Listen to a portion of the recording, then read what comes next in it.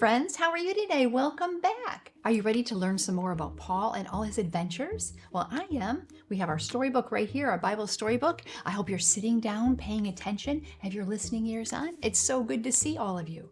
Let's get started right away and see what we're going to learn about Paul today. Paul tells of the one true God. So idols and altars to false gods filled the city of Athens. People were worshiping all kinds of things. They weren't worshiping God. They had all kinds of idols that they were worshiping. The first thing Paul did was to go to the synagogue and talk to the Jews about Jesus. Straight to the synagogue, like a church. And there he is. He's telling them Jesus, to know about Jesus. He also went to the marketplace to tell them about Jesus. What do we find in the marketplace? There would be food and fruit and clothing. And he went there where all the people were together and he told them about Jesus too, about God and about Jesus. He had been looking at all the idols around the city. There's even one here. He couldn't believe how many idols there were. People were worshiping these instead of the one true God. And then he saw something that he couldn't believe. He saw a sign that said, "To an unknown God." They were even worshiping someone they didn't know. And Paul said, I know who this unknown God is. The unknown God is the one true God. So, we know that idols are made by people. People can't make God, but God makes people. Idols could be made by stone or by gold or by wood. People would need tools to make an idol, and we know that's not God.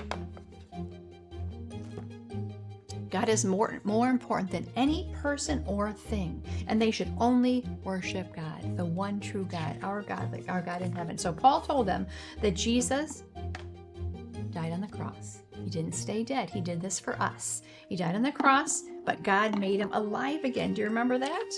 We have that picture right here where God made him alive again. Jesus rose from the dead. He conquered sin and death. So, Jesus will one day return to make all things right. Isn't that a great thing? Can't we wait for that? So Jesus died on the cross. He was raised again. He went to heaven and he's waiting to come again to be our one true King. Paul had to go everywhere to tell people about Jesus. He wanted them to know. He used to be Saul. God changed his heart. He became Paul and he loves Jesus with all of his heart. So he traveled, but when he got to the city, all he could see were statues and things that people were worshiping. He went to the marketplace where people were meeting and told them, you know what? These are not God. Let me tell you about the one true God. Let me tell you about Jesus. So I think some of the people were happy to hear it. Our verse phrase for this session is Revelation 21:5, and it says, "Look, I am making everything new." Yes, I wanted to get rid of all those idols and wanted people only to worship him, the one true God, and love God with all of our heart.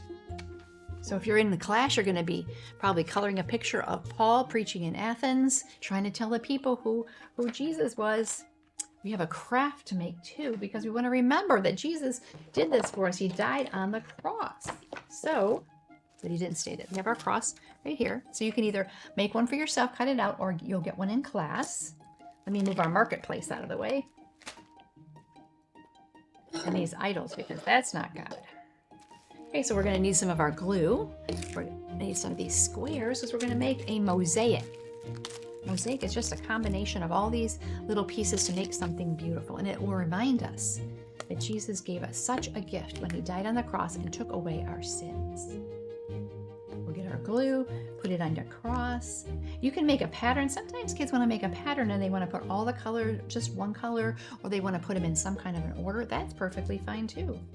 So if we put lots of glue on to start, then it'll be easy to cover it with our squares. So where did Paul go? As soon as he got to Athens, he went to the synagogue. That's like their church. He went there and started teaching them about the one true God. He was sad to see all those idols in the town. We have all different colors.